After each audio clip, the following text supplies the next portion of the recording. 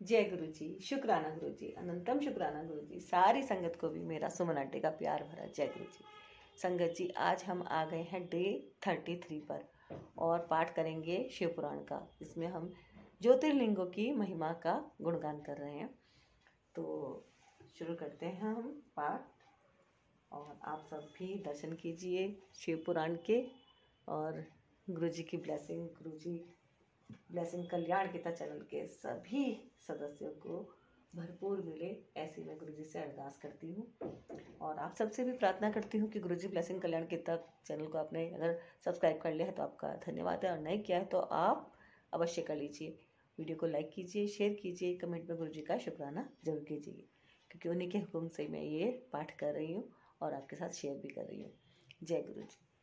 तो शुरू करते हैं, और इस पाठ को तो आप सुनिए और शुरू से जरूर सुनिएगा, एक आवर्ती जरूर कीजिएगा। डे 1 डे 2 से लेके पूरा कंटिन्यू जरूर कीजिएगा, है ना। सुनने में तो कोई भी वो नहीं होता, आराम से कहीं पे भी आप किचन में काम करते हुए भी सुन सकते हैं, है ना। तो बंधन थोड़े से शिव पुराण में इसलिए है पाठ करने में, क्योंकि हम ये पवित्र ग्रंथ है और इसको हम जो है स्पर्श कर रहे हैं। तो शुरू करते हैं, लेते हैं गुरु जी से आज्ञा और गणेश जी से भी कि निर्विघ्न संपन्न हो। जय श्री गणेशा, गौरी शंकर भगवान की जय, शिव परिवार की जय, हर हर महादेव। जय गुरु जी, शुक्राना गुरु जी। शुरू करते हैं। अब हम आप पहुंचे हैं डे 33 कोटि रुद्र संहिता, विश्वेश्वर ज्योतिर्लिंग और उनकी महिमा के प्रसंग में पंचक्रोशी की महत्ता का प्रतिपादन। सूत जी कहते हैं, मुनिवरों, अब मैं काशी के विश्वेश्वर नामक ज्योतिर्लिंग का महात्म्य बताऊंगा, जो महापातकों का भी नाश करने वाला है। तुम लोग सुनो। इस भूतल पर जो कोई भी वस्तु दृष्टिगोचर होती है, वह सच्चिदानंद स्वरूप निर्विकार एवं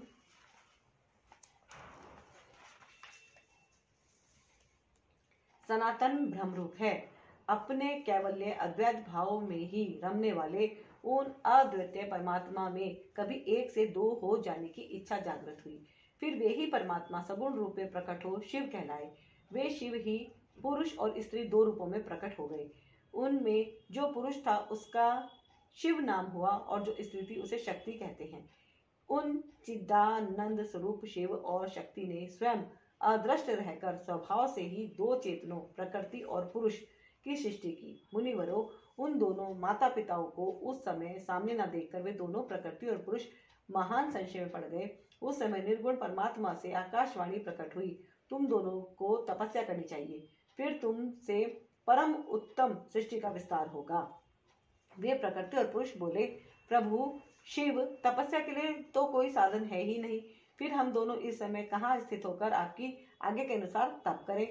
तब निर्गुण शिव ने तेज के सारभूत 5 कोस लंबे चौड़े शुभ एवं सुंदर नगर का निर्माण किया, जो उनका अपना ही स्वरूप था। वह सभी आवश्यक उपकरणों से युक्त था। उस नगर का निर्माण करके उन्होंने उसे उन दोनों के लिए भेजा। वह नगर आकाश में पुरुष के समीप आकर स्थित हो गया। तब पुरुष श्री हरि ने उस नगर में स्थित हो सृष्टि की कामना से शिव का ध्यान करते हुए बहुत वर्षों तक तप किया। उस समय परिश्रम के कारण उनके शरीर से श्वेत जल की अनेक धाराएं प्रकट हुई, जिनसे सारा शून्य आकाश व्याप्त हो गया। वहां दूसरा कुछ भी दिखाई नहीं देता था। उसे देखकर भगवान विष्णु मन ही मन बोल उठे, यह कैसी अद्भुत वस्तु दिखाई देती है। उस समय इस आश्चर्य को देखकर उन्होंने अपना सिर हिलाया, जिससे उन प्रभु के सामने ही उनके एक कान से मणि गिर गई। जहां वह मणि गिरी, वह स्थान मणिकर्णिका नामक महान तीर्थ हो गया। जब पूर्वोक्त जल राशि में वह सारी पंचक्रोशी डूबने और बहने लगी, तब निर्गुण शिव ने शीघ्र ही उसे अपने त्रिशूल के द्वारा धारण कर लिया। फिर विष्णु अपनी पत्नी प्रकृति के साथ वहीं सोए। तब उनकी नाभि से एक कमल प्रकट हुआ, और उस कमल से ब्रह्मा उत्पन्न हुए। उनकी उत्पत्ति में भी शंकर का आदेश ही कारण था। तदंतर उन्होंने शिव की आज्ञा पाकर अद्भुत सृष्टि आरंभ की। ब्रह्मा जी ने ब्रह्मांड में 14 भुवन बनाए, ब्रह्मांड का विस्तार महर्षियों ने 50 करोड़ योजन का बताया है। फिर भगवान शिव ने सोचा कि ब्रह्मांड के भीतर कर्म पाश से बंधे हुए प्राणी मुझे कैसे प्राप्त कर सकेंगे। यह सोचकर उन्होंने मुक्तिदायिनी पंचक्रोशी को इस जगत में छोड़ दिया। यह पंचक्रोशी काशी लोक में कल्याणदायिनी, कर्म बंधन का नाश करने वाली, ज्ञानदात्री तथा मोक्ष को प्रकाशित करने वाली मानी गई है। अतः मुझे परम प्रिय यहाँ स्वयं परमात्मा ने अभिमुक्त लिंग की स्थापना की है। अतः मेरे अंशभूत हरे, तुम्हें कभी इस क्षेत्र का त्याग नहीं करना चाहिए। ऐसा कहकर भगवान हर ने काशीपुरी को स्वयं अपने त्रिशूल से उतारकर मृत्युलोक के जगत में छोड़ दिया। ब्रह्मा जी का एक दिन पूरा होने पर जब सारे जगत का प्रलय हो जाता है, तब भी निश्चय ही इस काशीपुरी का नाश नहीं होता। उस समय भगवान शिव इसे त्रिशूल पर धारण कर लेते हैं और जब ब्रह्मा द्वारा पुनः नई सृष्टि की जाती है, तब इसे फिर वे इस भूतल पर स्थापित कर देते हैं। कर्मों का आकर्षण करने से ही इस पुरी को काशी कहते हैं। काशी में अभिमुक्तेश्वर लिंग सदा विराजमान रहता है। वह महापातकी पुरुषों को भी मोक्ष प्रदान करने वाला है। मुनीश्वरों, अन्य मोक्षदायक धामों में सारूप्य आदि मुक्ति प्राप्त होती है। केवल इस काशी में ही जीवों को सायुज्य नामक सर्वोत्तम मुक्ति सुलभ होती है। जिनकी कहीं भी गति नहीं है, उनके लिए वाराणसी पुरी ही गति है। महापुण्यमयी पंचक्रोशी करोड़ों हत्याओं का विनाश करने वाली है। यहाँ समस्त अमरगण भी मरण की इच्छा करते हैं, फिर दूसरों की तो बात ही क्या है। यह शंकर की प्रिय नगरी काशी सदा भोग और मोक्ष प्रदान करने वाली है। कैलाश के पति जो भीतर से सत्वगुणी और बाहर से तमोगुणी कहे गए हैं, कालाग्नि रुद्र के नाम से विख्यात हैं। वे निर्गुण होते हुए भी सगुण रूप में प्रकट हुए शिव हैं। उन्होंने बारंबार प्रणाम करके निर्गुण शिव से इस प्रकार कहा। रुद्र बोले, विश्वनाथ महेश्वर, मैं आपका ही हूँ, इसमें संशय नहीं है। सांब महादेव, मुझ आत्मज पर कृपा कीजिए। जगतपते, लोकहित की कामना से आपको सदा यही रहना चाहिए। जगन्नाथ, मैं आपसे प्रार्थना करता हूँ, आप यह रहकर जीवों का उद्धार करें। सूत जी कहते हैं, तदंतर मन और इंद्रियों को वश में रखने वाले अभिमुक्त ने भी शंकर से बारंबार प्रार्थना करके नेत्रों से आंसू बहाते हुए ही प्रसन्नतापूर्वक उनसे कहा। अभिमुक्त बोले, काल रूपी रोग के सुंदर औषध देवादिदेव महादेव, आप वास्तव में तीनों लोकों के स्वामी तथा ब्रह्मा और विष्णु आदि के द्वारा भी सेवनीय हैं। देव, काशीपुरी को आप अपनी राजधानी स्वीकार करें। मैं अचिंत्य सुख की प्राप्ति के लिए यहाँ सदा आपका ध्यान लगाए स्थिर भाव से बैठा रहूंगा। आप ही मुक्ति देने वाले तथा संपूर्ण कामनाओं के पूरक हैं, दूसरा कोई नहीं। अतः आप परोपकार के लिए उमा सहित सदा यहाँ विराजमान रहें। सदाशिव, आप समस्त जीवों को संसार सागर से पार करें। हर, मैं बारंबार प्रार्थना करता हूँ कि आप अपने भक्तों का कार्य सिद्ध करें। सूत जी कहते हैं, ब्राह्मणों, जब विश्वनाथ ने भगवान शंकर से इस प्रकार प्रार्थना की, तब सर्वेश्वर शिव समस्त लोगों का उपकार करने के लिए वहां विराजमान हो गए। जिस दिन से भगवान शिव काशी में आ गए, उस दिन से काशी सर्वश्रेष्ठ पुरी हो गई। अध्याय 22 कोटि रुद्र संहिता संपूर्णम। बोलो शिव शंकर भगवान की जय, गौरी शंकर की जय, शिव परिवार की जय। हर हर महादेव, हर हर महादेव, हर हर महादेव। जय गुरु जी, शुक्राना गुरु जी। ओम नमः शिवाय। शिव जी सदा साहेब, नमः शिवाय। गुरु जी सदा साहेब। वाराणसी तथा विश्वेश्वर का महात्म्य। सूत जी कहते हैं, मुनीश्वरों, मैं संक्षेप से ही वाराणसी तथा विश्वेश्वर के परम सुंदर महात्म्य का वर्णन करता हूँ, सुनो। एक समय की बात है कि पार्वती देवी ने लोकहित की कामना से बड़ी प्रसन्नता के साथ भगवान शिव से अभिमुक्त क्षेत्र और अभिमुक्त लिंग का महात्म्य पूछा। तब परमेश्वर शिव ने कहा, यह वाराणसीपुरी सदा के लिए मेरा गुहत्तम क्षेत्र है और सभी जीवों की मुक्ति का सर्वथा हेतु है। इस क्षेत्र में सिद्धगण सदा मेरे व्रत का आश्रय ले नाना प्रकार के वेश धारण किए मेरे लोक को पाने की इच्छा रखकर जितात्मा और जितेंद्रिय हो नित्य महायोग का अभ्यास करते हैं। उस उत्तम महायोग का नाम है पाशुपत योग। उसका सूत्र द्वारा प्रतिपादन हुआ है। वह भोग और मोक्ष रूप फल प्रदान करने वाला है। महेश्वरी, वाराणसीपुरी में निवास करना मुझे सदा ही अच्छा लगता है, जिस कारण से मैं सब कुछ छोड़कर काशी में रहता हूँ उसे बताता हूँ, सुनो। जो मेरा भक्त तथा मेरा तत्व का ज्ञानी है, वे दोनों अवश्य ही मोक्ष के भागी होते हैं। उनके लिए तीर्थ की अपेक्षा नहीं है। विहित और अविहित दोनों प्रकार के कर्म उनके लिए समान हैं। उन्हें जीवन मुक्ति समझना चाहिए। वे दोनों कहीं भी मरे तुरंत ही मोक्ष प्राप्त कर लेते हैं। यह मैंने निश्चित बात कही है। सर्वोत्तम शक्ति देवी उमे उस इस परम उत्तम अभिमुख तीर्थ में जो विशेष बात है उसे तुम मन लगाकर सुनो। सभी वर्ण और समस्त आश्रमों के लोग, चाहे वे बालक, जवान या बूढ़े कोई भी क्यों न हो, यदि इस पुरी में मर जाएं तो मुक्त हो ही जाते हैं, इसमें संशय नहीं है। स्त्री अपवित्र हो या पवित्र, कुमारी हो या विवाहिता, विधवा हो या बंध्या, रजस्वला, प्रसूता, संस्कारहीना अथवा जैसी तैसी कैसी ही क्यों ना हो, यदि इस क्षेत्र में मरी हो तो अवश्य मोक्ष की भागनी होती है, इसमें संदेह नहीं है। स्वदेज, अंडज, उद्भिज अथवा जरायुज प्राणी जैसे यहाँ मरने पर मोक्ष पाता है, वैसे और कहीं नहीं पाता। देवी, यहाँ मरने वाले के लिए न ज्ञान की अपेक्षा है, न भक्ति की, न कर्म की आवश्यकता है, न दान की, न कभी संस्कृति की अपेक्षा है और न धर्म की ही। यहाँ नाम कीर्तन, पूजन तथा उत्तम जाति की भी अपेक्षा नहीं होती। जो मनुष्य मेरे इस मोक्षदायक क्षेत्र में निवास करता है वह चाहे जैसे मरे, उसके लिए मोक्ष की प्राप्ति सुनिश्चित है। मेरा प्रिय, मेरा यह दिव्यपुर घू से भी घोत्तर है। ब्रह्मा आदि देवता भी इसके महात्म्य को नहीं जानते, इसलिए यह महान क्षेत्र अभिमुक्त नाम से प्रसिद्ध है, क्योंकि नैमिष आदि सभी तीर्थों से यह श्रेष्ठ है। यह मरने पर अवश्य मोक्ष देने वाला है। धर्म का सार सत्य है, मोक्ष का सार समता है तथा समस्त क्षेत्रों एवं तीर्थों का सार यह अभिमुक्त तीर्थ काशी है। ऐसी विद्वानों की मान्यता है। इच्छा अनुसार भोजन, शयन, क्रीड़ा तथा विविध कर्मों का अनुष्ठान करता हुआ भी मनुष्य यदि इस अभिमुक्त तीर्थ में प्राणों का परित्याग करता है तो उसे मोक्ष मिल जाता है। जिसका चित्त विषयों में आसक्त है और जिसने धर्म की रुचि त्याग दी है, वह भी यदि इस क्षेत्र में मृत्यु को प्राप्त होता है तो पुनः संसार बंधन में नहीं पड़ता। फिर जो ममता से रहित, धीर, सत्वगुणी, दंभहीन, कर्म कुशल और कर्तापन के अभिमान से रहित होने के कारण किसी भी कर्म का आरंभ न करने वाले हैं, उनकी तो बात ही क्या है, वे सब मुझ में ही स्थित हैं। इस काशी में शिव भक्तों द्वारा अनेक शिवलिंग स्थापित किए गए हैं। पार्वती, वे संपूर्ण अभिष्टों को देने वाले और मोक्षदायक हैं। चारों दिशाओं में 5-5 कोस फैला हुआ यह क्षेत्र अभिमुक्त कहा गया है। यह सब ओर से मोक्षदायक है। जीव को मृत्यु काल में यह क्षेत्र उपलब्ध हो जाए तो उसे अवश्य मोक्ष की प्राप्ति होती है। यदि निष्पाप मनुष्य काशी में मरे तो उसका तत्काल मोक्ष हो जाता है, और जो पापी मनुष्य मरता है वह कार्य विभू को प्राप्त होता है। उसे पहले यातना का अनुभव करके ही पीछे मोक्ष की प्राप्ति होती है। सुंदरी, जो इस अविमुक्त क्षेत्र में पातक करता है वह हजारों वर्षों तक भैरवी यातना पाकर पाप का फल भोगने के पश्चात ही मोक्ष पाता है। 100 कोटि कल्पों में भी अपने किए हुए कर्म का क्षय नहीं होता। जीव को अपने द्वारा किए गए शुभाशुभ कर्म का फल अवश्य भोगना पड़ता है।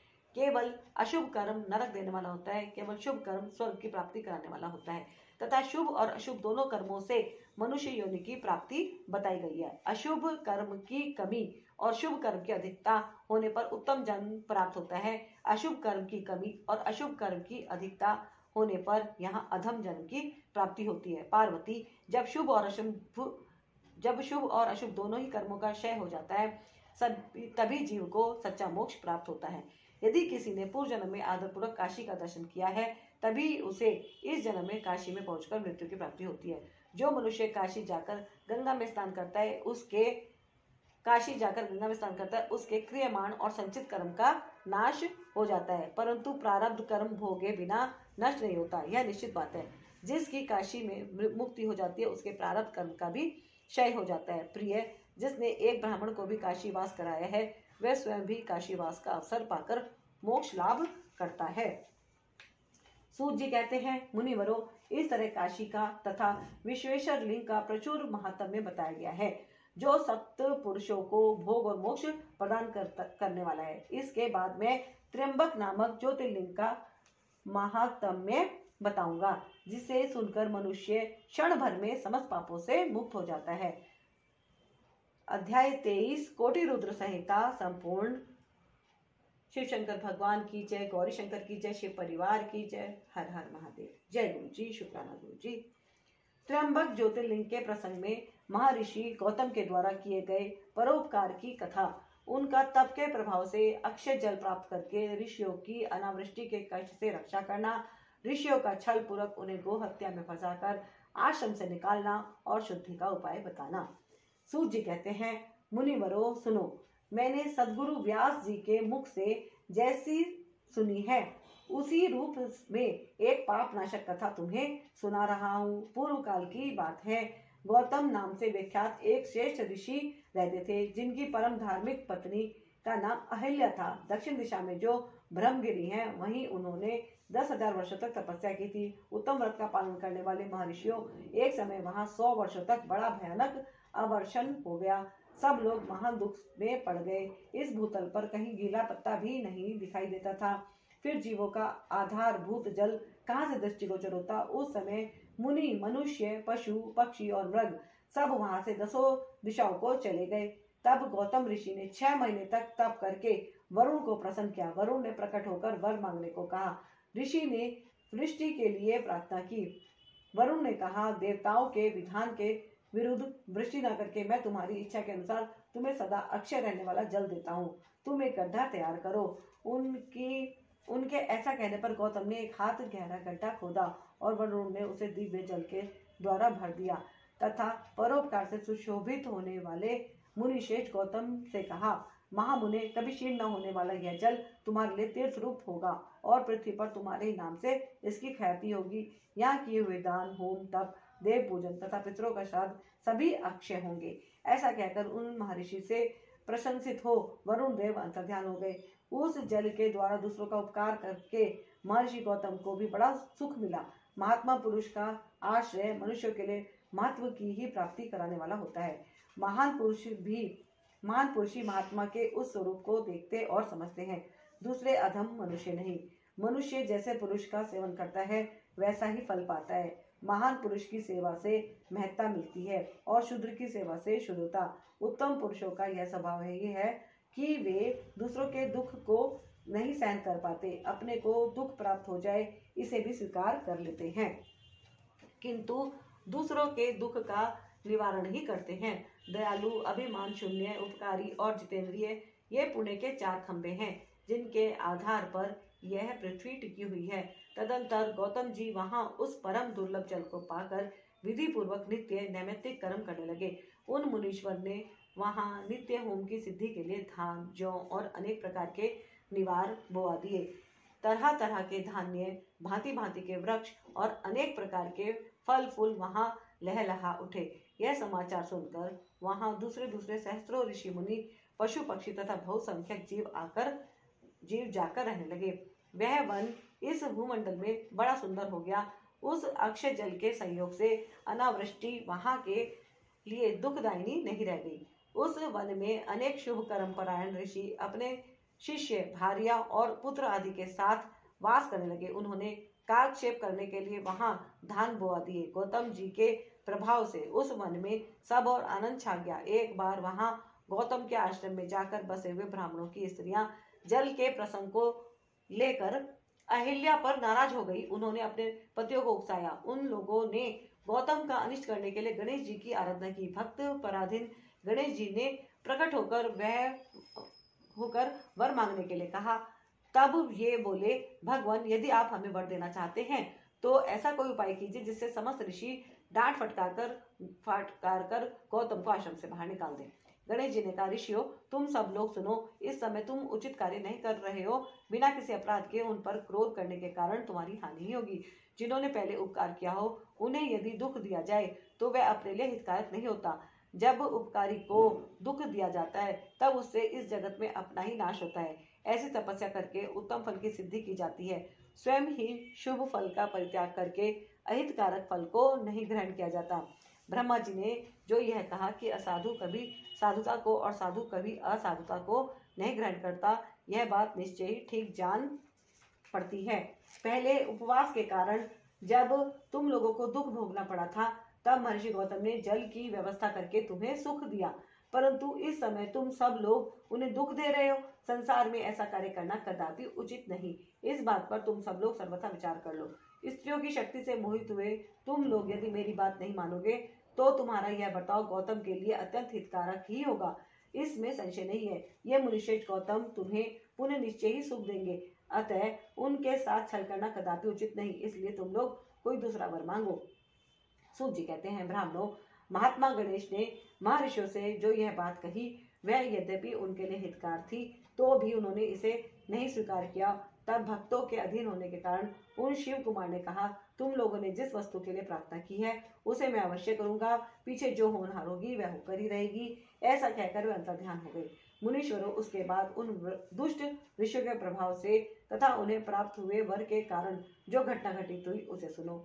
वहां गौतम के खेत में जो धान और जौ थे, उनके पास गणेश जी एक दुर्बल गाय बनकर गए।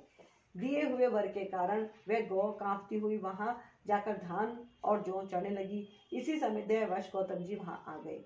वे दयालु ठहरे, इसलिए मुट्ठी भर तिनके लेकर उन्हीं से उस गौ को हाँकने लगे। उन तिनकों का स्पर्श होते ही वह गौ पृथ्वी पर गिर पड़ी और ऋषि के देखते देखते उसी क्षण मर गई। वे दूसरे द्वेषी ब्राह्मण और उनकी दुष्ट स्त्रियां वहां छिपे हुए सब कुछ देख रहे थे। उस गौ के गिरते ही वे सब के सब बोल उठे, गौतम ने यह क्या कर डाला। गौतम भी आश्चर्यचकित हो अहिल्या को बुलाकर व्यथित हृदय से दुख पूर्वक बोले, देवी यह क्या हुआ, कैसे हुआ, जान पड़ता है परमेश्वर मुझ पर कुपित हो गए हैं। अब क्या करूं, कहाँ जाऊं, मुझे हत्या लग गई। इसी समय ब्राह्मण और उनकी पत्नियां गौतम को डांटने और दुर्वचनों द्वारा अहिल्या को पीड़ित करने लगे। उनके दुर्बुद्धि शिष्य और पुत्र भी गौतम को बारंबार फटकारने और धिक्कारने लगे। ब्राह्मण बोले, अब तुम्हें अपना मुंह नहीं दिखाना चाहिए, यहाँ से जाओ जाओ। गौ हत्यारे का मुंह देखने पर तत्काल वस्त्र सहित स्नान करना चाहिए। जब तक तुम इस आश्रम में रहोगे तब तक अग्निदेव और पितर हमारे दिए हुए किसी भी द्रव्य कव्य को ग्रहण नहीं करेंगे। इसलिए पापी गौ हत्यारे, तुम परिवार सहित यहाँ से अन्यत्र चले जाओ, विलंब ना करो। सूत जी कहते हैं, ऐसा कहकर उन सब ने उन्हें पत्थरों से मारना आरंभ किया। वे गालियां दे देकर गौतम और अहिल्या को सताने लगे। उन दुष्टों के मारने और धमकाने पर गौतम बोले, मुनियों, मैं यहाँ से अन्यत्र जाकर रहूंगा। ऐसा कहकर गौतम उस स्थान से तत्काल निकल गए और उन सबकी आज्ञा से एक कोस दूर जाकर उन्होंने अपने लिए आश्रम बनाया। वहां भी जाकर उन ब्राह्मणों ने कहा, जब तक तुम्हारे ऊपर हत्या लगी है तब तक तुम्हें कोई यज्ञ यागादि कर्म नहीं करने चाहिए। किसी भी वैदिक देव यज्ञ या पितृयज्ञ के अनुष्ठान का तुम्हें अधिकार नहीं रह गया है। मुनिवर गौतम उनके कथनानुसार किसी तरह एक पक्ष बिताकर उस दुख से दुखी हो बारंबार उन मुनियों से अपनी शुद्धि के लिए प्रार्थना करने लगे। उनके दीन भाव से प्रार्थना करने पर उन ब्राह्मणों ने कहा, गौतम, तुम अपने पाप को प्रकट करते हुए 3 बार सारी पृथ्वी की परिक्रमा करो, फिर लौटकर यहाँ 1 महीने तक का व्रत करो। उसके बाद उस ब्रह्मगिरी की 101 परिक्रमा करने के पश्चात तुम्हारी शुद्धि होगी। अथवा यहाँ गंगा जी को ले आकर उन्हीं के जल से स्नान करो तथा 1 करोड़ पार्थिव लिंग बनाकर महादेव जी की आराधना करो। फिर गंगा में स्नान करके उस पर्वत की 11 बार परिक्रमा करो। तत्पश्चात 100 घड़ों के जल से पार्थिव शिवलिंग को स्नान कराने पर तुम्हारा उद्धार होगा। उन ऋषियों के इस प्रकार कहने पर गौतम ने बहुत अच्छा कहकर उनकी बात मान ली। वे बोले, मुनिवरों, मैं आप श्रीमानों की आज्ञा से यहाँ पार्थिव पूजन तथा ब्रह्मगिरी की परिक्रमा करूंगा। ऐसा कहकर मुनिश्रेष्ठ गौतम ने उस पर्वत की परिक्रमा करने के पश्चात पार्थिव लिंगों का निर्माण करके उनका पूजन किया। साध्वी अहिल्या ने भी साथ रहकर वह सब कुछ किया। उस समय शिष्य परिशिष्य उन दोनों की सेवा करते थे। अध्याय 24-25 कोटि रुद्र संहिता संपूर्ण हुआ। बोलो शिव शंकर भगवान की जय, गौरी शंकर की जय, शिव परिवार की जय। हर हर महादेव, हर हर महादेव, हर महादेव। जय गुरु जी, शुक्राना गुरु जी। ओम नमः शिवाय। शिव जी सदा साहेब, नमः शिवाय जी सदा साहेब। पृथ्वी सहित गौतम की आराधना से संतुष्ट हो भगवान शिव का उन्हें दर्शन देना, गंगा को वहां उपस्थित करके स्वयं भी स्थिर होना, देवताओं का वहां बृहस्पति के सिंह राशि पर आने पर गंगा जी के विशेष महात्म्य को स्वीकार करना, गंगा का गौतमी या गोदावरी नाम से और शिव का त्र्यंबक ज्योतिर्लिंग के नाम से विख्यात होना तथा उन दोनों की महिमा। सूत जी कहते हैं, पत्नी सहित गौतम ऋषि के इस प्रकार आराधना करने पर संतुष्ट हुए भगवान शिव वहां शिवा और प्रमथ गणों के साथ प्रकट हो गए। तदंतर प्रसन्न हुए कृपा निधान शंकर ने कहा, महामुने, मैं तुम्हारे उत्तम भक्ति से बहुत प्रसन्न हूँ, तुम कोई वर मांगो। उस समय महात्मा शंभु के सुंदर रूप को देखकर आनंदित हुए गौतम ने भक्ति भाव से शंकर को प्रणाम करके उनकी स्तुति की। लंबी स्तुति और प्रणाम करके दोनों हाथ जोड़कर वे उनके सामने खड़े हो गए और बोले, देव, मुझे निष्पाप कर दीजिए। भगवान शिव ने कहा, मुने, तुम धन्य हो, कृतकृत्य हो और सदा ही निष्पाप हो। इन दुष्टों ने तुम्हारे साथ छल किया। जगत के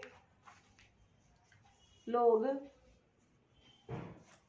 तुम्हारे दर्शन से पाप रहित हो जाते हैं, फिर सदा मेरी भक्ति में तत्पर रहने वाले तुम क्या पापी हो? मुने, जिन दुरात्माओं ने तुम पर अत्याचार किया है वे ही पापी हैं, दुराचारी और हत्यारे हैं। उनके दर्शन से दूसरे लोग पापिष्ट हो जाएंगे। वे सबके सब कृतघ्न हैं, उनका कभी उद्धार नहीं हो सकता। महादेव जी की यह बात सुनकर महर्षि गौतम मन ही मन बड़े विस्मित हुए। उन्होंने भक्ति पूर्वक शिव को प्रणाम करके हाथ जोड़ पुनः इस प्रकार कहा। गौतम बोले, महेश्वर, उन ऋषियों ने तो मेरा बहुत बड़ा उपकार किया है। यदि उन्होंने यह बर्ताव न किया होता तो मुझे आपका दर्शन कैसे होता? धन्य है वे महर्षि जिन्होंने मेरे लिए परम कल्याणकारी कार्य किया है। उनके इस दुराचार से ही मेरा महान स्वार्थ सिद्ध हुआ है। गौतम जी की बात सुनकर महेश्वर बड़े प्रसन्न हुए। उन्होंने गौतम को कृपा दृष्टि से देखकर उन्हें शीघ्र ही यों उत्तर दिया। शिव जी बोले, विप्रवर, तुम धन्य हो, सभी ऋषियों में श्रेष्ठतर हो। मैं तुम पर बहुत प्रसन्न हूँ। ऐसा जानकर तुम मुझसे उत्तम वर मांगो। गौतम बोले, नाथ, आप सच कहते हैं, तथापि 5 आदमियों ने जो कह दिया या कर दिया वह अन्यथा नहीं हो सकता। अतः जो हो गया सो रहे। देवेश, यदि आप प्रसन्न हैं तो मुझे गंगा प्रदान कीजिए और ऐसा करके लोक का महान उपकार कीजिए। आपको मेरा नमस्कार है, नमस्कार। यह कहकर गौतम ने देवेश्वर भगवान शिव के दोनों चरणारविंद पकड़ लिए और लोकहित की कामना से उन्हें नमस्कार किया। तब शंकर देव ने पृथ्वी और स्वर्ग के सारभूत जल को निकालकर, जिसे उन्होंने पहले से ही रख छोड़ा था, और विवाह में ब्रह्मा जी के दिए हुए जल से जो कुछ शेष रह गया था वह सब भक्त वत्सल शंभु ने उन गौतम मुनि को दे दिया। उस समय गंगा जी का जल परम सुंदर स्त्री का रूप धारण करके वहां खड़ा हो गया। तब मुनिवर गौतम ने उन गंगा जी की स्तुति करके उन्हें नमस्कार किया। गौतम बोले, गंगे, तुम धन्य हो, कृतकृत्य हो। तुमने संपूर्ण भुवन को पवित्र किया है, इसलिए निश्चित रूप से नरक में गिरते हुए मुझ गौतम को पवित्र करो। तदंतर शिवजी ने गंगा जी से कहा, देवी, तुम मुनि को पवित्र करो और तुरंत वापस न जाकर वैवस्वत मनु के 28वें कलयुग तक यहीं ठहरो।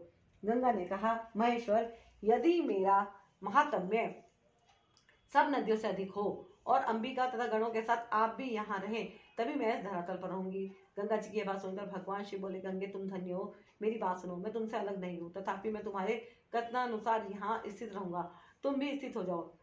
अपने स्वामी परमेश्वर शिव की यह बात सुनकर गंगा ने मनी मन प्रसन्न हो उनकी बुरी बुरी प्रशंसा की। इसी समय देवता, प्राचीन ऋषि, अनेक उत्तम तीर्थ और नाना प्रकार के क्षेत्र वहां आ पहुंचे।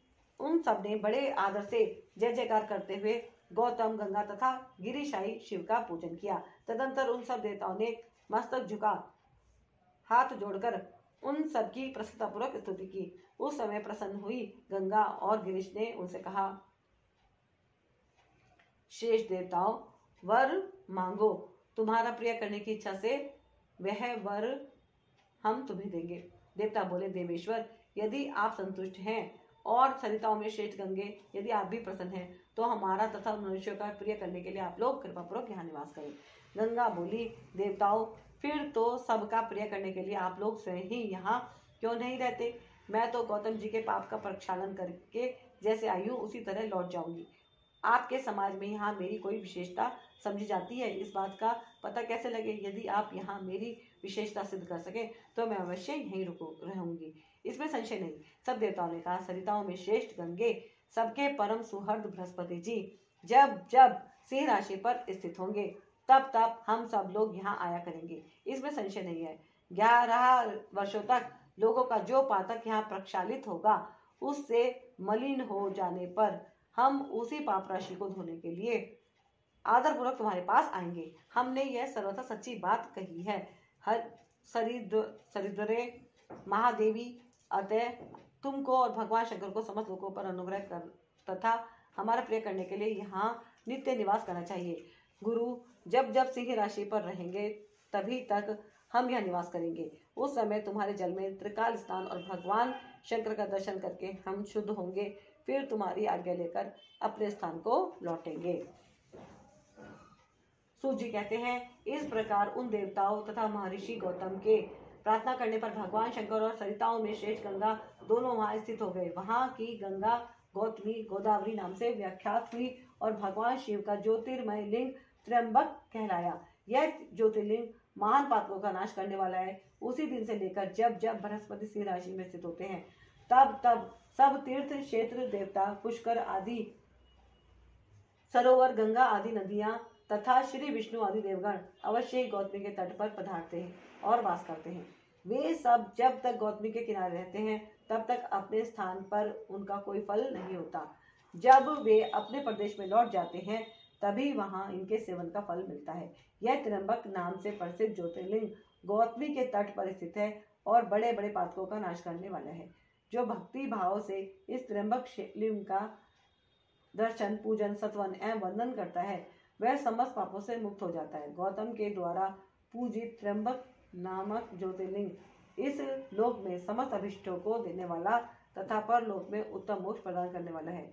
मुनीश्वरों, इस प्रकार तुमने जो कुछ पूछा था वह सब मैंने तुम्हें कह सुनाया। अब और क्या सुनना चाहते हो कहो, मैं उसे भी तुम्हें बताऊंगा, इसमें संशय नहीं है। अध्याय 26 कोटि रुद्र संहिता संपूर्ण हुआ। बोलो शिव शंकर भगवान की जय, गौरी शंकर की जय, शिव परिवार की जय। हर हर महादेव। जय गुरु जी, शुक्राना गुरु जी, जय गुरु जी, शुक्राना गुरु जी, जय गुरु जी, शुक्राना गुरु जी। वैद्यनाथेश्वर ज्योतिर्लिंग के प्राकट्य की कथा तथा महिमा। सूत जी कहते हैं, अब मैं वैद्यनाथेश्वर ज्योतिर्लिंग का पापहारी महात्म्य बताऊंगा, सुनो। राक्षस राज रावण, जो बड़ा अभिमानी और अपने अहंकार को प्रकट करने वाला था, उत्तम पर्वत कैलाश पर भक्ति भाव से भगवान शिव की आराधना कर रहा था। कुछ काल तक आराधना करने पर जब महादेव जी प्रसन्न नहीं हुए तब वह शिव की प्रसन्नता के लिए दूसरा तप करने लगा। पुलत्स्य कुल नंदन श्रीमान रावण ने सिद्धि के स्थानभूत हिमालय पर्वत से दक्षिण वृक्षों से भरे हुए वन में पृथ्वी पर एक बहुत बड़ा गड्ढा खोदकर उसमें अग्नि की स्थापना की और उसके पास ही भगवान शिव को स्थापित करके हवन आरंभ किया। ग्रीष्म ऋतु में वह 5 अग्नियों के बीच में बैठता, वर्षा ऋतु में खुले मैदान में चबूतरे पर सोता और शीतकाल में जल के भीतर खड़ा रहता। इस तरह 3 प्रकार से उसकी तपस्या चलती रहती थी। इस रीति से रावण ने बहुत तप किया था, तो भी दुरात्माओं के लिए जिनको रिझाना कठिन है, वे परमात्मा महेश्वर उस पर प्रसन्न नहीं हुए। तब महामनस्वी दैत्यराज रावण ने अपना मस्तक काटकर शंकर जी का पूजन आरंभ किया। विधि पूर्वक शिव जी की पूजा करके वह अपना एक एक सिर काटता और भगवान को समर्पित कर देता था। इस तरह उसने क्रमश अपने 9 सिर काट डाले। जब एक ही सिर बाकी रह गया तब भक्तवत्सल भगवान शंकर संतुष्ट एवं प्रसन्न हो वहीं उसके सामने प्रकट हो गए। भगवान शिव ने उसके सभी मस्तकों को पूर्ववत निरोग करके उसे उसकी इच्छा के अनुसार अनुपम उत्तम बल प्रदान किया। भगवान शिव का कृपा प्रसाद पाकर राक्षस रावण ने नतमस्तक हो हाथ जोड़कर उनसे कहा, देवेश्वर प्रसन्न होइए, मैं आपको लंका में ले चलता हूँ। आप मेरे इस मनोरथ को सफल कीजिए, मैं आपकी शरण में आया हूँ। रावण के ऐसा कहने पर भगवान शंकर बड़े संकट में पड़ गए और अनमने होकर बोले, राक्षस राज, मेरी सार गर्भित बात सुनो। तुम मेरे इस उत्तम लिंग को भक्ति भाव से अपने घर को ले जाओ, परंतु जब तुम इसे कहीं भूमि पर रख दोगे तब यह वहीं सुस्थिर हो जाएगा, इसमें संदेह नहीं है। अब तुम्हारी जैसी इच्छा हो वैसा करो।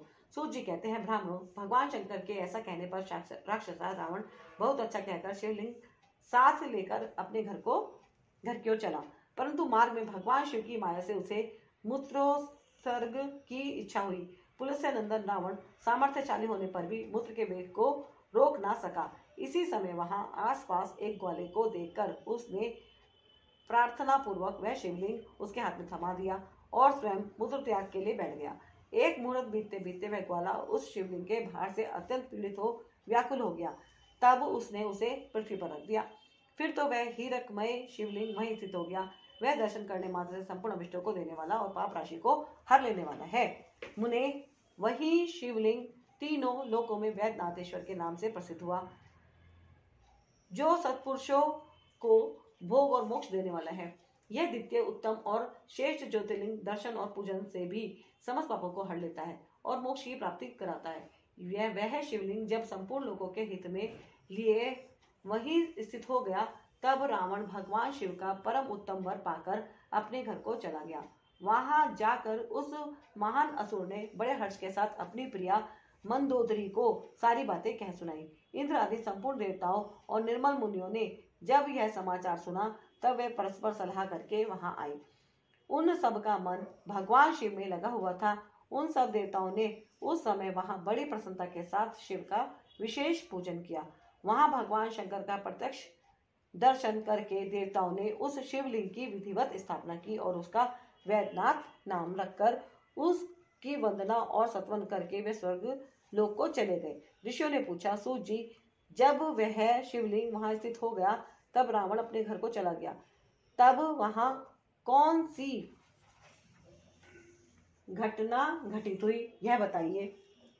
सूत जी ने कहा, ब्राह्मणों, भगवान शिव का परम उत्तम वर पाकर महान असुर रावण अपने घर को चला गया।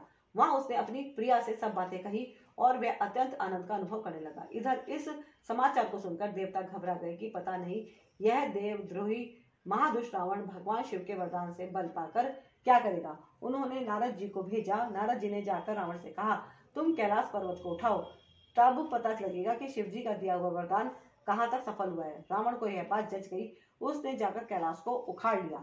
इससे सारा कैलाश हिल उठा। तब गिरिजा के कहने से महादेव जी ने रावण को घमंडी समझकर इस प्रकार शाप दिया। महादेव जी बोले, रे दुष्ट भक्त, दुर्बुद्धि रावण, तू अपने बल पर इतना घमंड ना कर। तेरी इन भुजाओं का घमंड चूर करने वाला वीर पुरुष शीघ्र ही इस जगत में अवतीर्ण होगा। सूत जी कहते हैं, इस प्रकार वहां जो घटना हुई उसे नारद जी ने सुना। रावण भी प्रसन्न चित्त हो जैसा आया था उसी तरह अपने घर को लौट गया। इस प्रकार मैंने वैद्यनाथेश्वर का महात्म्य बताया है। इसे सुनने वाले मनुष्य का पाप भस्म हो जाता है। अध्याय 27 से 28। कोटि रुद्र संहिता संपूर्ण। बोलो शिव शंकर भगवान की जय, गौरी शंकर की जय, शिव परिवार की जय। हर हर महादेव, हर हर महादेव, हर हर महादेव।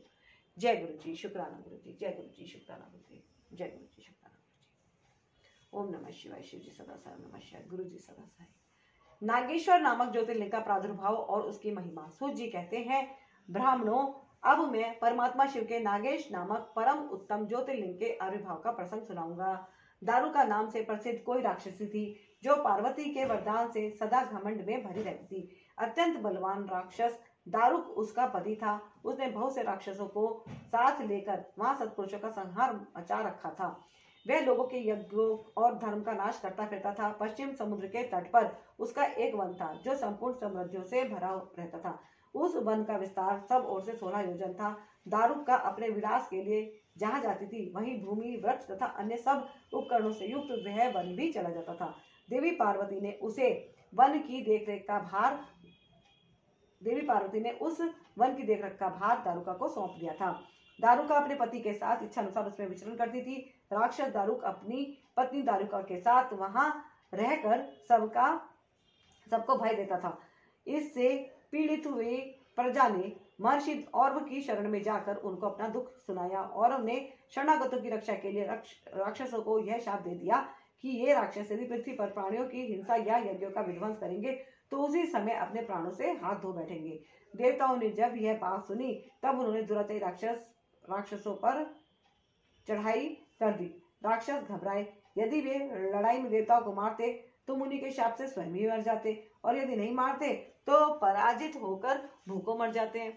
इस अवस्था में राक्षसी दारुका ने कहा कि भवानी के वरदान से मैं इस सारे वन को जहां चाहूं ले जा सकती हूँ। यों कहकर वह समस्त वन को ज्यों का त्यों ले जाकर समुद्र में जा बसी। राक्षस लोग पृथ्वी पर न रहकर जल में निर्भय रहने लगे और वहां प्राणियों को पीड़ा देने लगे। एक बार बहुत सी नावें उधर आ निकली जो मनुष्यों से भरी हुई थी। राक्षसों ने उनमें बैठे हुए सब लोगों को पकड़ लिया और बेड़ियों में बांधकर कारागार में डाल दिया। वे बारंबार धमकियां देने लगे। उनमें सुप्रिय नाम से प्रसिद्ध एक वैश्य था जो उस दल का सरदार था। वह बड़ा सदाचारी, भस्म, रुद्राक्षधारी तथा भगवान शिव का परम भक्त था। सुप्रिय शिव की पूजा किए बिना भोजन नहीं करता था। वह स्वयं तो शंकर का पूजन करता ही था, बहुत से अपने साथियों को भी उसने शिव की पूजा सिखा दी थी। फिर सब लोग नमः शिवाय मंत्र का जप और शंकर का ध्यान करने लगे। सुप्रिय को भगवान शिव का दर्शन भी होता था। दारुक राक्षस को जब इस बात का पता लगा तब उसने आकर सुप्रिय को धमकाया। उसके साथी राक्षस सुप्रिय को मारने दौड़े। उन राक्षसों को आया देख सुप्रिय के नेत्र भय से कातर हो गए। वे बड़े वेग से शिव का चिंतन और उनके नामों का जप करने लगा। वैश्यपति ने कहा, देवेश्वर शंकर, मेरी रक्षा कीजिए। कल्याणकारी त्रिलोकीनाथ, दुष्ट हंता भक्तवत्सल शिव, हमें इस दुष्ट से बचाइए। देव, अब आप ही मेरे सर्वस्व हैं। प्रभु, मैं आपका हूँ, आपके अधीन हूँ और आप ही सदा मेरे जीवन एवं प्राण हैं। सूत जी कहते हैं, सुप्रिय के इस प्रकार प्रार्थना करने पर भगवान शंकर एक विवर से निकल पड़े। उनके साथ ही 4 दरवाजों का एक उत्तम मंदिर भी प्रकट हो गया। उसके मध्य भाग में अद्भुत ज्योतिर्मय शिवलिंग प्रकाशित हो रहा था। उसके साथ शिव परिवार के सब लोग विद्यमान थे। सुप्रिय ने उनका दर्शन करके पूजन किया। पूजित होने पर भगवान शंभु ने प्रसन्न हो स्वयं पाशुपतास्त्र लेकर प्रधान राक्षसों, उनके सारे उपकरणों तथा सेवकों को भी तत्काल ही नष्ट कर दिया और उन दुष्ट हंता शंकर ने अपने भक्त सुप्रिय की रक्षा की। तत्पश्चात अद्भुत लीला करने वाले और लीला से ही शरीर धारण करने वाले शंभु ने उस वन को यह वर दिया कि आज से इस वन में सदा ब्राह्मण, क्षत्रिय, वैश्य और शूद्र इन चारों वर्णों के धर्मों का पालन हो। यहाँ श्रेष्ठ मुनि निवास करें और तमोगुणी राक्षस इसमें कभी ना रहें। शिव धर्म के उपदेशक, प्रचारक और प्रवर्तक लोग इसमें निवास करें। सूत जी कहते हैं, इसी समय राक्षसी दारुका ने दीन चित्त से देवी पार्वती की स्तुति की। देवी पार्वती प्रसन्न हो गई और बोली, बताओ तेरा क्या कार्य करूं? उसने कहा, मेरे वंश की रक्षा कीजिए। देवी बोली, मैं सच कहती हूँ, तेरे कुल की रक्षा करूंगी। ऐसा कहकर देवी भगवान शिव से बोली, नाथ, आपकी यह बात युग के अंत में सच्ची होगी, तब तक तामसी सृष्टि भी रहे, ऐसा मेरा विचार है। मैं भी आपकी ही हूँ और आपके ही आश्रय में रहती हूँ, अतः मेरी बात को भी प्रमाणित सत्य कीजिए। यह राक्षसी दारुका देवी है, मेरी ही शक्ति और राक्षसियों में बलिष्ठ है, अतः यही राक्षसों के राज्य का शासन करे। ये राक्षस पत्नियां जिन पुत्रों को पैदा करेंगी वे सब मिलकर इस वन में निवास करें, ऐसी मेरी इच्छा है। शिव बोले, प्रिय, यदि तुम ऐसी बात कहती हो तो मेरा यह वचन सुनो। मैं भक्तों का पालन करने के लिए प्रसन्नता पूर्वक इस वन में रहूंगा। जो पुरुष यहाँ वर्ण धर्म के पालन में तत्पर हो, प्रेम पूर्वक मेरा दर्शन करेगा, वह चक्रवर्ती राजा होगा। कलयुग के अंत और सतयुग के आरंभ में महासेन का पुत्र वीरसेन राजाओं का भी राजा होगा। वह मेरा भक्त और अत्यंत पराक्रमी होगा और यहाँ आकर मेरा दर्शन करेगा। दर्शन करते ही वह चक्रवर्ती सम्राट हो जाएगा। सूत जी कहते हैं, ब्राह्मणों, इस प्रकार बड़ी बड़ी लीलाएं करने वाले वे दंपत्ति परस्पर हास्य युक्त वार्तालाप करके स्वयं वहां स्थित हो गए। ज्योतिर्लिंग स्वरूप महादेव जी वहां नागेश्वर कहलाए और शिवा देवी नागेश्वरी के नाम से व्याख्यात हुई। वे दोनों ही सत्पुरुषों को प्रिय हैं। इस प्रकार ज्योतियों के स्वामी नागेश्वर नामक महादेव जी ज्योतिर्लिंग के रूप में प्रकट हुए।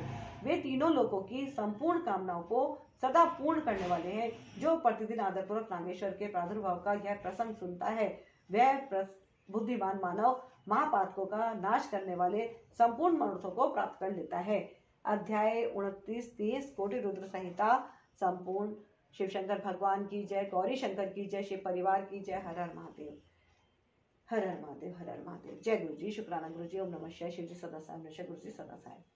रामेश्वर नामक ज्योतिर्लिंग के आविर्भाव तथा महात्म्य का वर्णन सूत जी कहते हैं, ऋषियों, अब मैं यह बता रहा हूँ कि रामेश्वर नामक ज्योतिर्लिंग पहले किस प्रकार प्रकट हुआ। इस प्रसंग को तुम आदरपूर्वक सुनो। भगवान विष्णु के रामावतार में जब रावण सीता जी को हर कर लंका में ले गया, तब सुग्रीव के साथ 18 पद्य वानर सेना लेकर श्री राम समुद्र तट पर आए। वहां वे विचार करने लगे कि कैसे हम समुद्र को पार करेंगे और किस प्रकार रावण को जीतेंगे। इतने में ही श्री राम को प्यास लगी। उन्होंने जल मांगा और वानर मीठा जल ले आए। श्री राम ने प्रसन्न होकर वह जल ले लिया।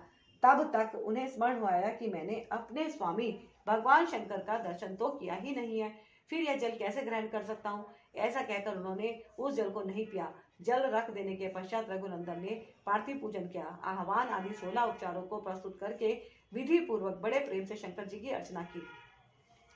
प्रणाम तथा दिव्य स्रोतों द्वारा यत्न पूर्वक शंकर जी को संतुष्ट करके श्री राम ने भक्ति भाव से उनसे प्रार्थना की। श्री राम बोले, उत्तम व्रत का पालन करने वाले मेरे स्वामी देव देवेश्वर, आपको मेरी सहायता करनी चाहिए। आपके सहयोग के बिना मेरे कार्य की सिद्धि अत्यंत कठिन है। रावण भी आपका ही भक्त है, वह सबके लिए सर्वथा दुर्जय है, परंतु आपके दिए हुए वरदान से वह सदा दर्प में भरा रहता है। वह त्रिभुवन विजयी महावीर है। इधर मैं भी आपका दास हूँ, सर्वथा आपके अधीन रहने वालों सदाशिव यह विचार कर आपको मेरे प्रति पक्षपात करना चाहिए। सूत जी कहते हैं, इस प्रकार प्रार्थना और बारंबार नमस्कार करके उन्होंने उच्च स्वर से जय शंकर, जय शिव इत्यादि का उद्घोष करते हुए शिव का सत्वन किया।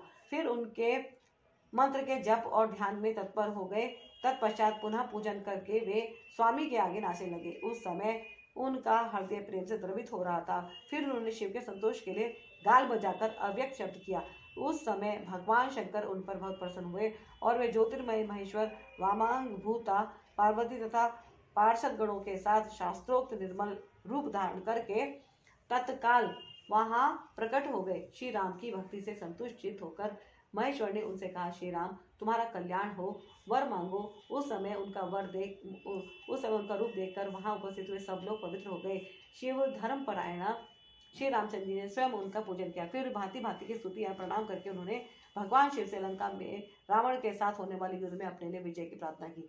तब राम भक्ति से प्रसन्न हुए महेश्वर ने कहा, महाराज तुम्हारी जय हो। भगवान शिव के दिए हुए विजय चुंबक वर एवं युद्ध की आज्ञा को पाकर श्री राम ने नतमस्तक हो हाथ जोड़कर उनसे पुनः प्रार्थना की। श्री राम बोले, मेरे स्वामी शंकर, यदि आप संतुष्ट हैं तो जगत के लोगों को पवित्र करने तथा दूसरों की भलाई करने के लिए सदा यहाँ निवास करें। सूत जी कहते हैं, श्री राम के ऐसा कहने पर भगवान शिव वहां ज्योतिर्लिंग के रूप में स्थित हो गए।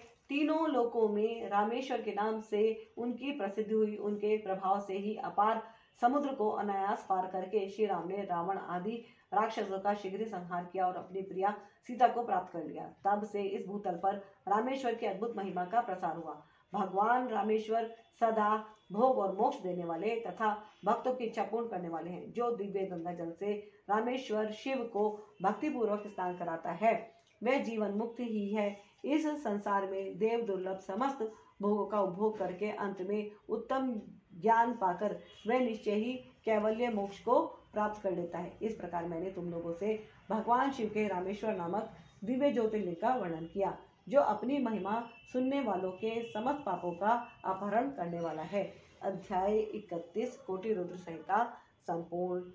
बोलो शिव शंकर भगवान की जय, गौरी शंकर की जय, शिव परिवार की जय। हर हर महादेव, हर हर महादेव। जय गुरु जी, शुक्राना गुरु जी, जय गुरु जी, शुक्राना गुरु, जय गुरु शुक्राना। ओम नमः शिवाय। शिव जी सदा साहेब नमः, गुरु जी सदा साहेब नमः, शिव जी सदा साहेब नमः, गुरु जी सदा साहेब नमः, शिव जी सदा साहेब नमः, गुरु जी सदा साहेब। घुष्मा की शिव भक्ति से उसके मरे हुए पुत्र का जीवित होना, घुष्मेश्वर शिव का प्रादुर्भाव तथा उनकी महिमा का वर्णन। सूत जी कहते हैं, अब मैं घुष्मेश नामक ज्योतिर्लिंग के प्रादुर्भाव का और उसके महात्म्य का वर्णन करूंगा। मुनिवरों ध्यान देकर सुनो। दक्षिण दिशा में एक श्रेष्ठ पर्वत है जिसका नाम देवगिरी है। वह देखने में अद्भुत तथा नित्य परम शोभा से संपन्न है। उसी के निकट कोई भारद्वाज कुल में उत्पन्न सुधर्मा नामक ब्रह्मवेत्ता ब्राह्मण रहते थे।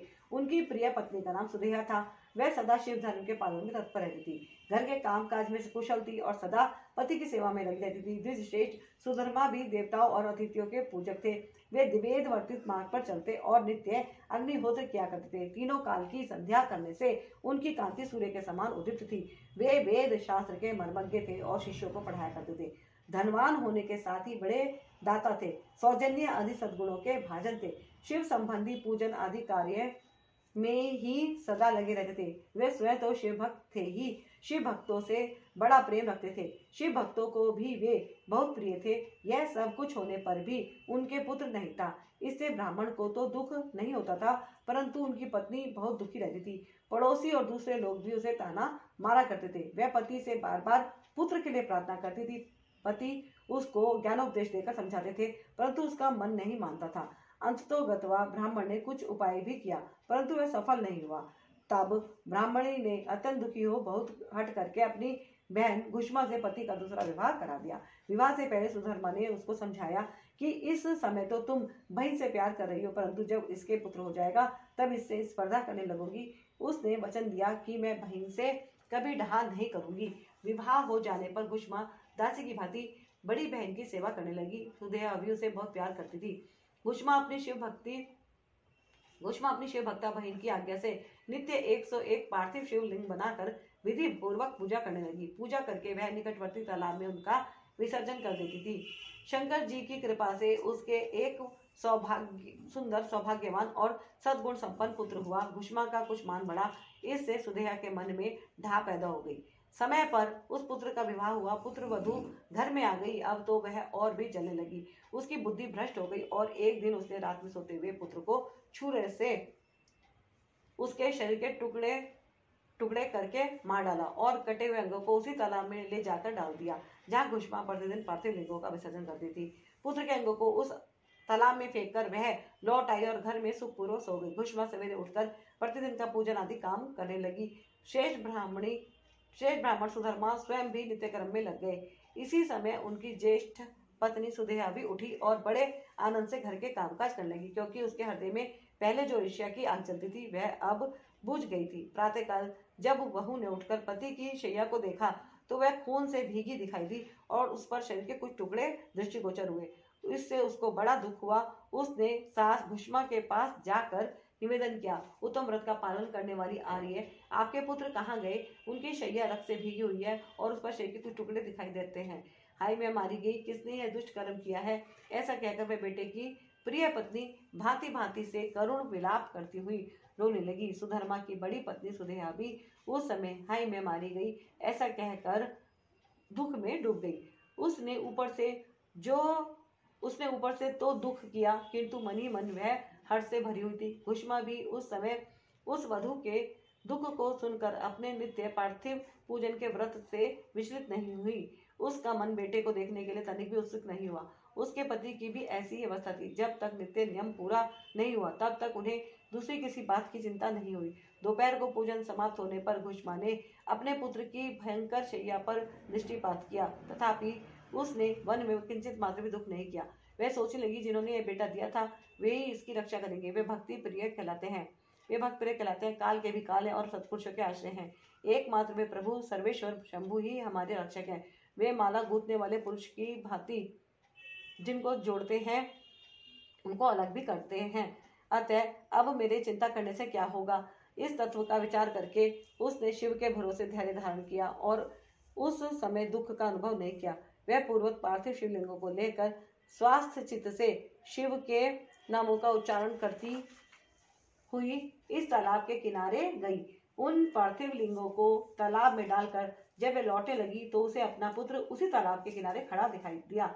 सूत जी कहते हैं, ब्राह्मणों, उस समय वहां अपने पुत्र को जीवित देखकर उसकी माता घुष्मा को ना तो हर्ष हुआ और ना विषाद। वह पूर्वक स्वस्थ बनी रही। इसी समय उस पर संतुष्ट हुए ज्योतिष स्वरूप महेश्वर शिव शीघ्र उसके सामने प्रकट हो गए। शिव बोले, सुमुखी, मैं तुम पर प्रसन्न हूँ, वर मांगो। तेरी दुष्टा सौतन ने इस बच्चे को मार डाला था, अतः मैं उसे त्रिशूल से मारूंगा। सूत जी कहते हैं, तब घुष्मा ने शिव को प्रणाम करके उस समय यह वर मांगा कि नाथ, यह सुधेया मेरी बड़ी बहन है, अतः आपको इसकी रक्षा करनी चाहिए। शिव बोले, उसने तो बड़ा भारी अपकार किया है, तुम उस पर उपकार क्यों करती हो? दुष्ट कर्म करने वाली सुधेया तो मार डालने के ही योग्य है। घुष्मा ने कहा, देव, आपके दर्शन मात्र से पातक नहीं ठहरता। इस समय आपका दर्शन करके उसका पाप भस्म हो जाए। जो अपकार करने वालों पर भी उपकार करता है उसके दर्शन मात्र से पाप बहुत दूर भाग जाता है। प्रभु, यह अद्भुत भगवत वाक्य मैंने सुन रखा है, इसलिए सदाशिव जिसने ऐसा कुकर्म किया है वही करे, मैं ऐसा क्यों करूं? मुझे तो बुरा करने वाले का भी भला ही करना है। सूत जी कहते हैं, घुष्मा के ऐसा कहने पर दया सिंधु भक्तवत्सल महेश्वर और भी प्रसन्न हुए तथा इस प्रकार बोले, घुष्मे, तुम और भी कोई और भी वर मांगो, मैं तुम्हारे लिए हितकर वर अवश्य दूंगा, क्योंकि तुम्हारी इस भक्ति से और विकार शून्य स्वभाव से मैं बहुत प्रसन्न हूँ। भगवान शिव की बात सुनकर घुष्मा बोली, प्रभु, यदि आप वर देना चाहते हैं तो लोगों की रक्षा के लिए सदा यही निवास कीजिए और मेरे नाम से ही आपकी ख्याति हो।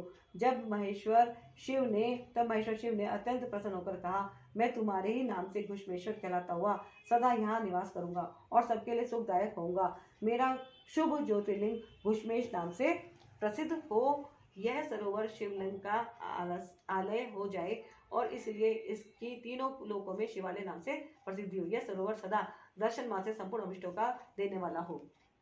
सुव्रते, तुम्हारे वंश में होने वाले 101 पीढ़ियों तक ऐसे श्रेष्ठ पुत्र उत्पन्न होंगे, इसमें संशय नहीं है। वे सबके सब सुंदरी स्त्री, उत्तम धन और पूर्ण आयु से संपन्न होंगे, चतुर और विद्वान होंगे, उदार तथा भोग और मोक्ष रूपी फल पाने के अधिकारी होंगे। 101 पीढ़ियों तक सभी पुत्र गणों में बड़े चढ़े होंगे। तुम्हारे वंश का ऐसा विस्तार बड़ा शोभादायक होगा। ऐसा कहकर भगवान शिव वहां ज्योतिर्लिंग के रूप में स्थित हो गए। उनकी घुष्मेश नाम से प्रसिद्ध हुई और उस सरोवर का नाम शिवालय हो गया। सुधर्मा, घुष्मा और सुधेया तीनों ने आकर तत्काल ही उस शिवलिंग की 101 दक्षिणावर्त परिक्रमा की। पूजा करके परस्पर मिलकर मन का मैल दूर करके वे सब वहां बड़े सुख का अनुभव करने लगे। पुत्र को जीवित देख सुधेया बहुत लज्जित हुई और पति तथा घुष्मा से क्षमा प्रार्थना करके उसने अपने पाप के निवारण के लिए प्रायश्चित किया। मुनीश्वरों, इस प्रकार वह घुष्मेश्वर लिंग प्रकट हुआ। उसका दर्शन और पूजन करने से सदा सुख की वृद्धि होती है। ब्राह्मणों, इस तरह मैंने तुमसे 12 ज्योतिर्लिंगों की महिमा बताई। ये सभी लिंग संपूर्ण कामनाओं के पूरक तथा भोग और मोक्ष देने वाले हैं। जो इन ज्योतिर्लिंगों की कथा को पढ़ता और सुनता है वह सब पापों से मुक्त हो जाता है तथा भोग और मोक्ष पाता है। अध्याय 32-33 कोटि रुद्र संहिता 12 ज्योतिर्लिंग के महात्म्य की समाप्ति। कोटि रुद्र संहिता संपूर्ण महात्म्य की समाप्ति हुई है। अध्याय 32-33 द्वादश ज्योतिर्लिंगों के महात्म्य की समाप्ति। कोटि रुद्र संहिता संपूर्ण। बोलो शिव शंकर भगवान की जय, गौरी शंकर की जय, शिव परिवार की जय। हर हर महादेव, हर हर महादेव, हर हर महादेव। लेते हैं मागिया। जय गुरु जी। शुक्राना गुरु जी।